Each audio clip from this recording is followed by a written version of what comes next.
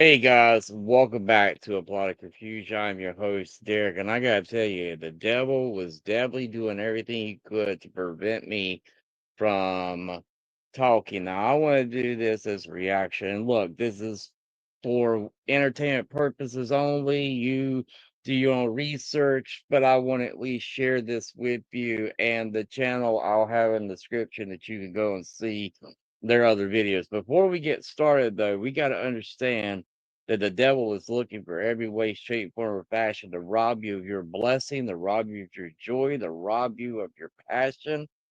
And we have to understand that Ephesians chapter 6, verse 12 tells us that we wrestle not against flesh and blood, but against principalities, flesh and blood, but against principalities, against powers, against the rulers of darkness for this world, against spiritual wickedness in high places. So the devil definitely did not want this to come out. I think the guy that did this did a really good well compilation, but let's listen to some of this. Of all of us. Let me get this right now. Are you saying that you saw more than one person killed in that house? Yeah. The clip you watched is from a 60 minutes interview featuring a certain lady who escaped a brutal satanic cult.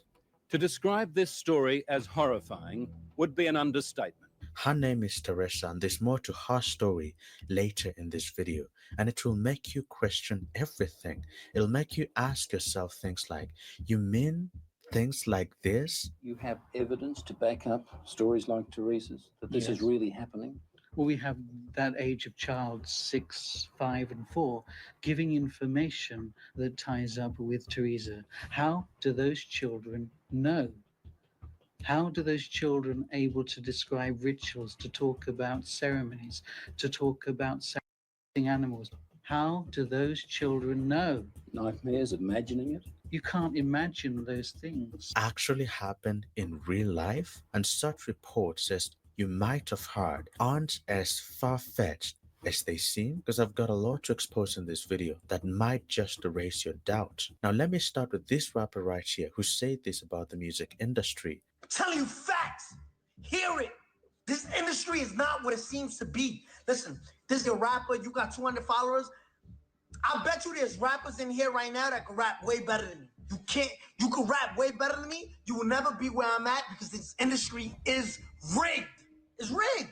I'm telling you. You'll start to see why he said that as the video moves forward, but first I want you to listen to what this ex-Satanist said. It is what he says at the end of this incoming clip that is very interesting. I would sneak little bits of spells into my lyrics, which were veiled, like you couldn't really figure out what I was doing with my lyrics. Would you be able to recognize if someone did that? Like, did you ever see songs maybe on the radio and you're like, this looks like there's something like that? Is there something there?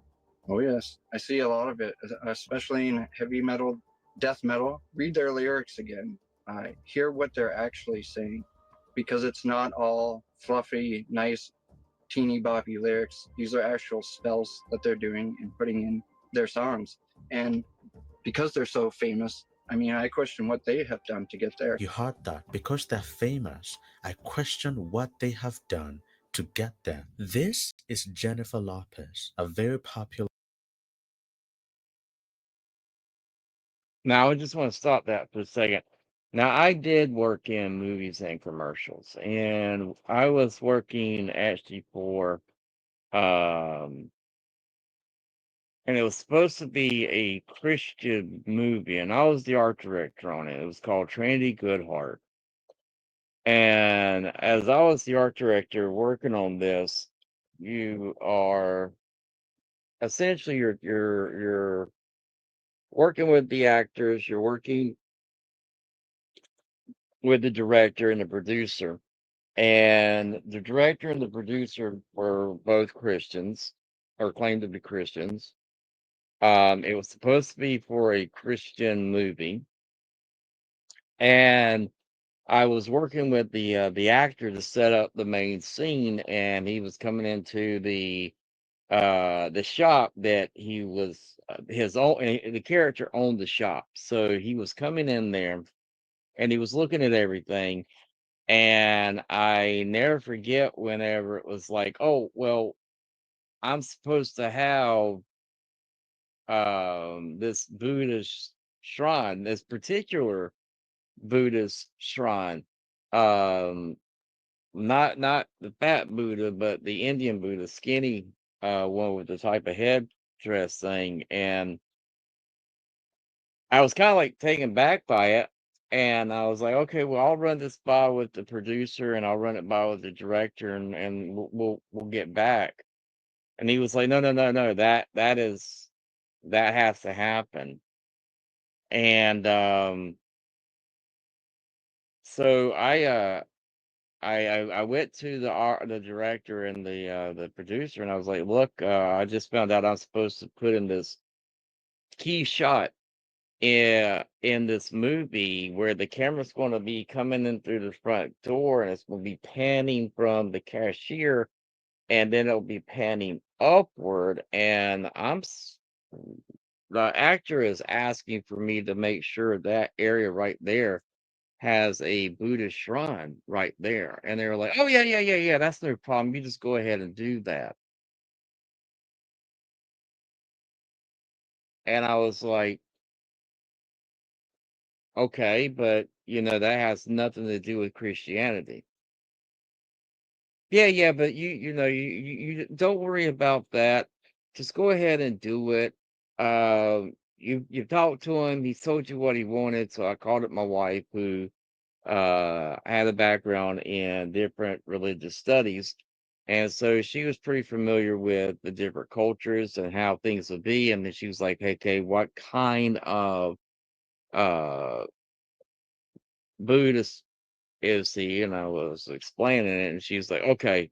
And so she met me, um, and I went and I picked her up and we went shopping and my wife was able to she's not Buddhist or anything, but she was more familiar with that than I was because of her studies, religious studies. And so we put it together, put it where he was told, and I was told that the actor just loved it. And I just felt that was the first time working in the industry that I was starting to see these cracks, if you will, that there was more to a spiritual side, that this was no longer a job, but there had to be this type of influence that the devil was going to have if you're going to use his platform essentially and use he was getting his pound of flesh and that was going to be put in there and that it bothered me. And I finished the movie and worked on the movie and I went on to do other projects, but that is still something today that bothers me. And then I started noticing more and more of these little things, and it made me realize, like in the book of Mark, uh, chapter 5, it says Jesus is coming to Galilee, and he's getting off the boat after their time at the sea. And when it says here at verse 2, it says, and when he came and when he was come out of the ship, immediately there met him out of the tombs. The tombs always they're in with unclean spirits, are always with unclean things. A man with the tombs, a man with an unclean spirit who had his dwelling among the tombs, and no man could bind him, no, not with chains, because that he had been offended, bound with fetters and chains, and the chains had been plucked asunder by him, and the fetters broke in pieces, neither could any man tame him. And always, night and day, he was in the mountains and in the tombs, crying and cutting himself with stones. And when he saw Jesus afar off, he ran and worshipped him and cried with a loud voice and said, what have I to do with thee, Jesus, Son of the Most High God? I adjure thee by God that thou torment me not. For he said unto him, Come out of the man, thou unclean spirit. And he asked him, What is thy name? And he answered, saying, My name is Legion, for we are many. And he sought him much that he would not send them away out of the country. Now there were nigh unto the mountains a great herd of swine feeding, and all the devils besought him, saying, Send us into the swine that we may enter into them. So the demons don't care where they're housed as long as they have a house to dwell in.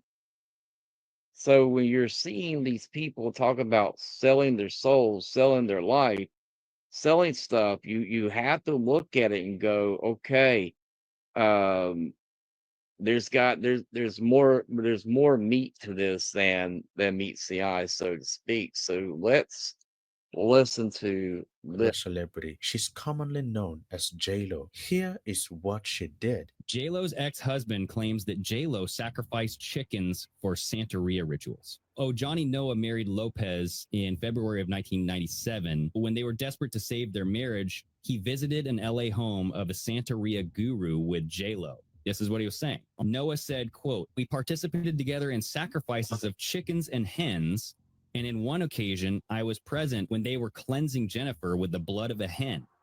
The hen's blood was poured over Jennifer until she was covered in it," Noah said. Noah testified that Lopez, quote, "was doing voodoo when we weren't married.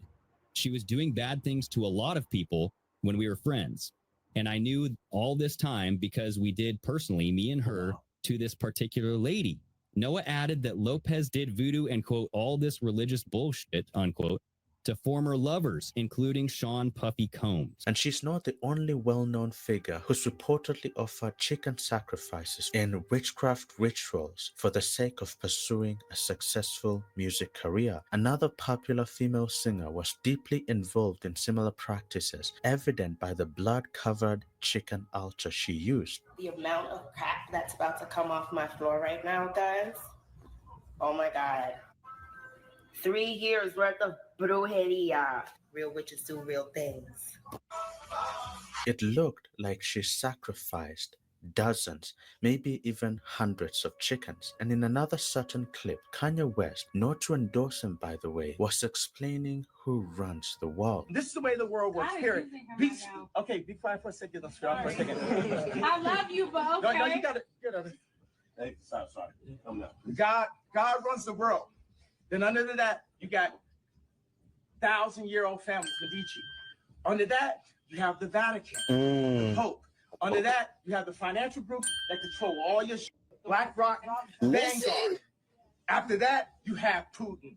You have Trump. You have all this shit. And after that, you got what all this shit is. Entertainment. Hollywood. Entertainment.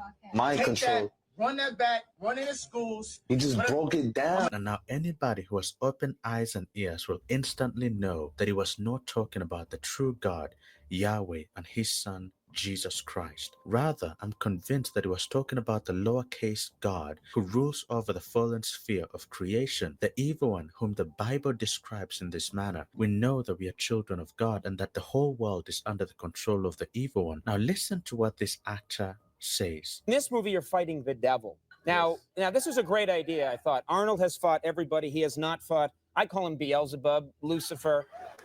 It's how I got this job. What did he say? It's how I got this job. I did, whenever you do a film like this where you fight Satan or the devil, you have to prepare yourself the right way. And so I did research in satanic kind of cults and stuff like that. As a matter of fact, in Los Angeles right now, there's like 50,000 devil worshippers. And that's not even that's not even including the agents. Yeah.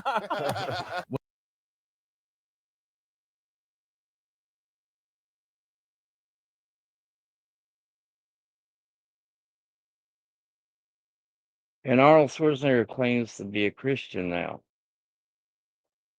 But the Lord tells us that you will know them by their fruits. I'm going to put a link in the description. This gentleman here has done a great job at compiling these videos. And I just wanted you to see right off the bat that they worship him. I want to let you know, and this is interesting because in your Living Bible, if you have a Living Bible, it's not going to have this name in the 14th chapter. All modern translations typically do not have this name. So if you were to read, the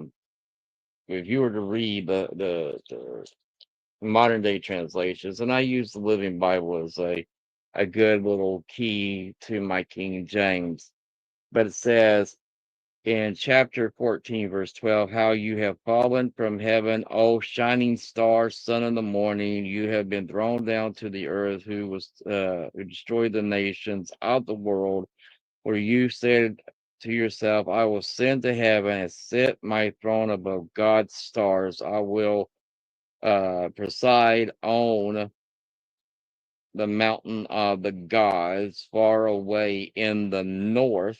I will climb to the highest heavens and be like the Most High.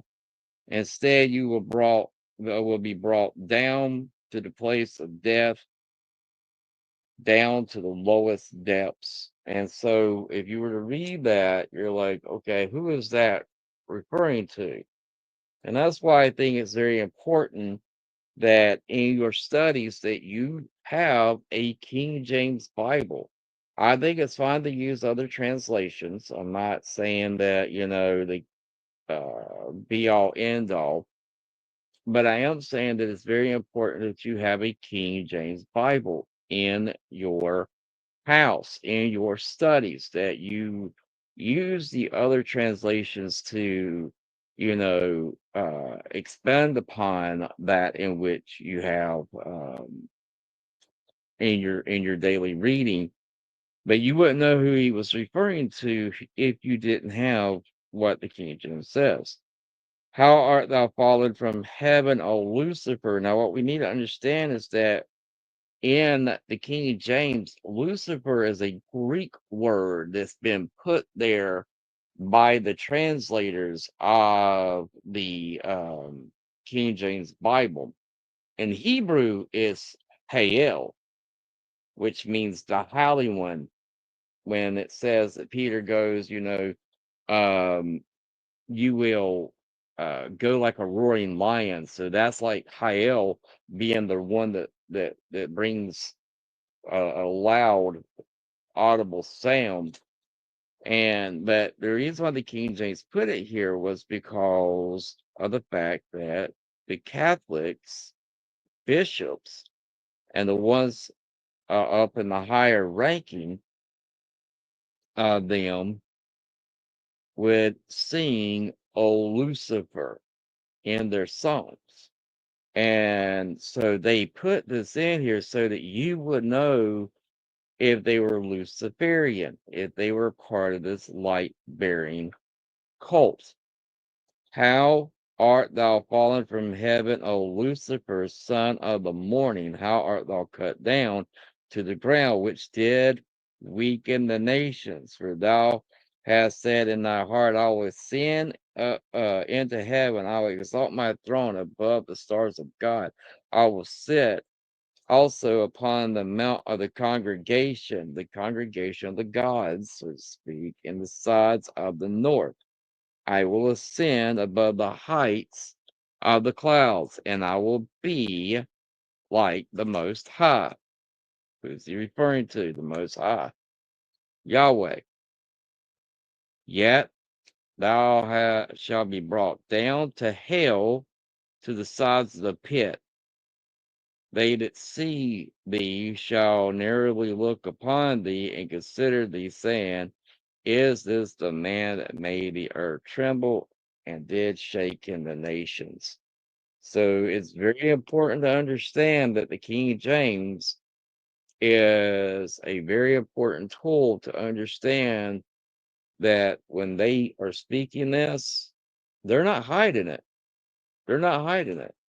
And I think that it's important to understand that there are plenty of people that worship Satan and give him honor, and they're more dedicated to him than a lot of Christians are. let that sink in for a little bit. Until next time, God bless and stay in the Word of God.